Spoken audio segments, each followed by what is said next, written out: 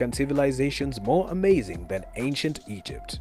So before starting this video, like this video and subscribe to our YouTube channel for more videos like this. 10. Aksum Empire. While a Christian revolution was occurring in Europe, a powerful kingdom emerged on the African continent.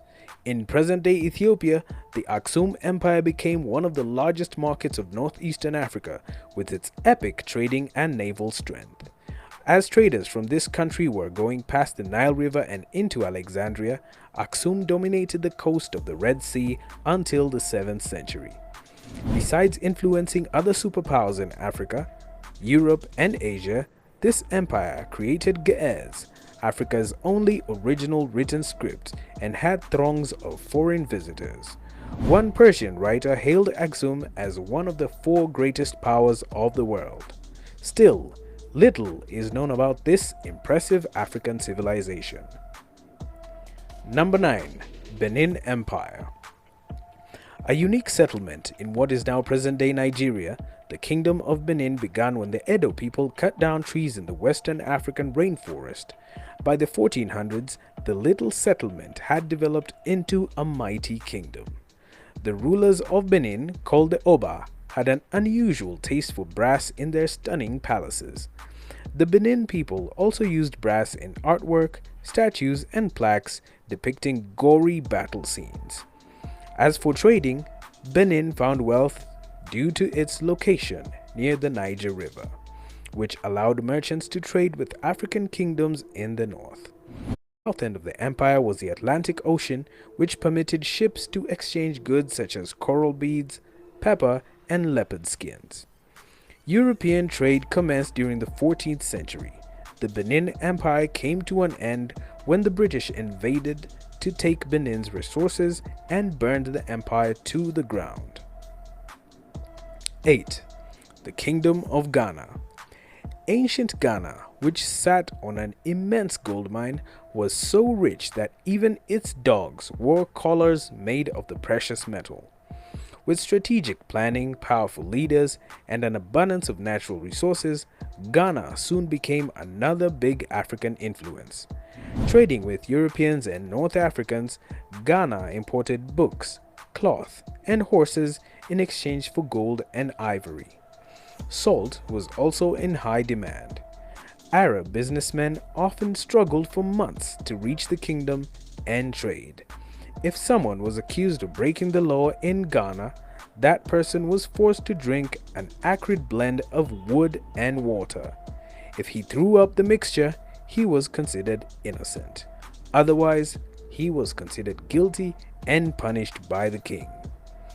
Despite holding off many invasions, Ghana eventually collapsed in 1240. Isolated from trade and weakened by its rivals, the kingdom was absorbed into the growing Mali Empire. Number 7. The Mali Empire. The Mali Empire was a major African civilization that thrived between the 13th and 16th centuries. Founded by a man named Sundiata Keita, aka the Lion King, the empire was located near present-day West Africa. While the Lion King was an impressive ruler, the empire flourished the most under Mansa Musa, who holds the title of the richest man in history. His fortune was worth a whopping $400 billion, an amount that puts Bill Gates to shame.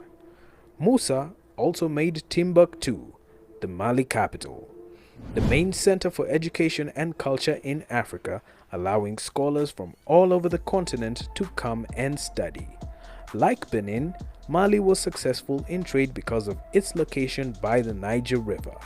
However, it was plundered by invaders from Morocco in 1593. This weakened the empire, and Mali soon ceased to be an important political entity. 6. Nok civilization.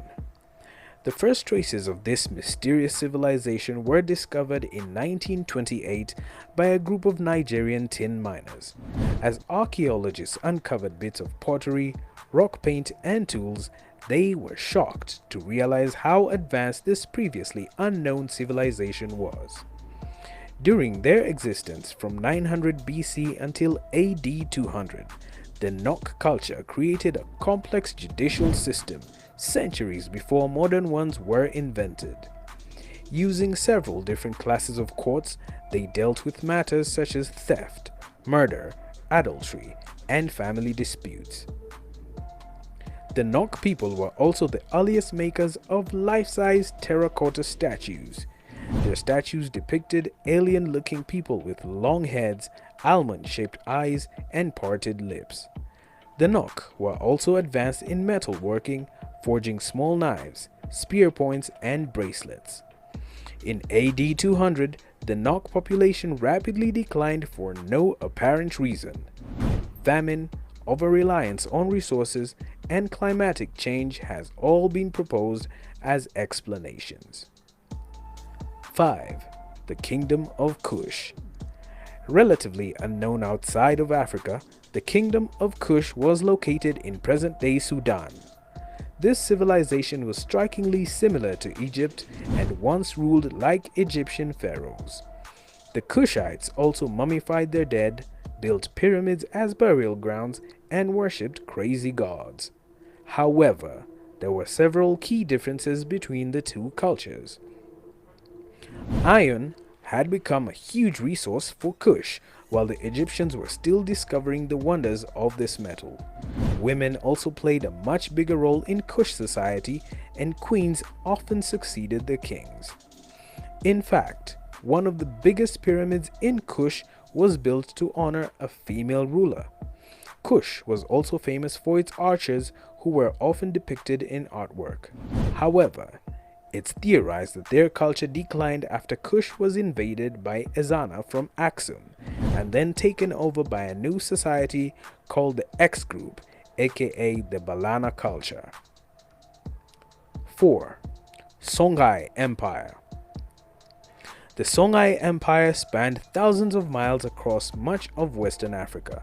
Lasting nearly 800 years, the kingdom was considered one of the greatest empires in the world from the 15th to the 16th centuries. As with other African civilizations, Songhai derived most of its wealth from trading, which was extremely safe due to the 200,000-person army placed along its provinces. Several thousand cultures were under its control, all held together by a centralized government bureaucracy. A new currency was also created, which allowed the diverse cultures to blend and unite. The size of this empire was its downfall, with its enormous territory too difficult to control. Songhai tumbled into civil war, and by the end of the 16th century, the once mighty empire had fractured into smaller, squabbling kingdoms. 3. Land of Punt. Located in present-day Somalia, Punt was considered the Atlantis of Africa.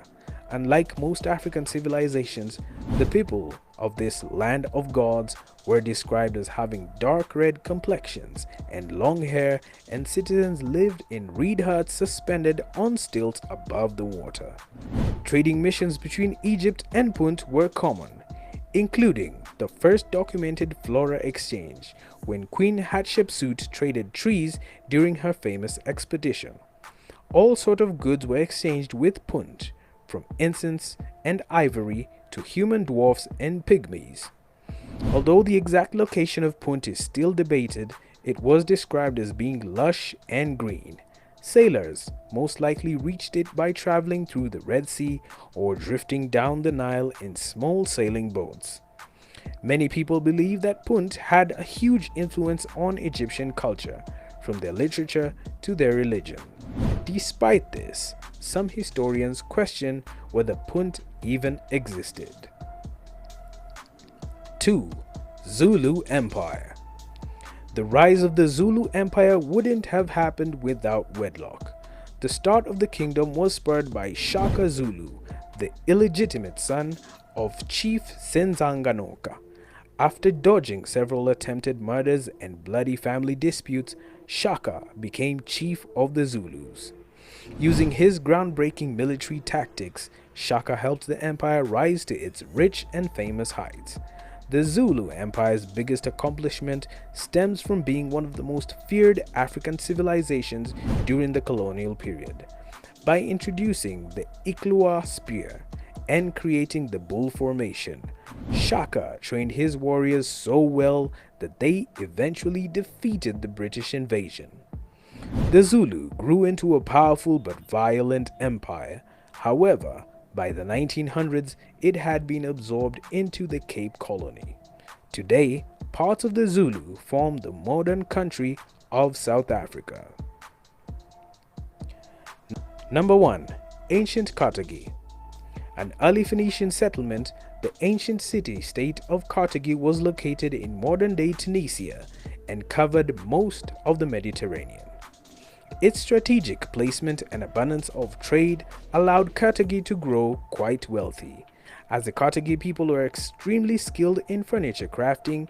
Punic cushions, mattresses, and beds were an expensive luxury.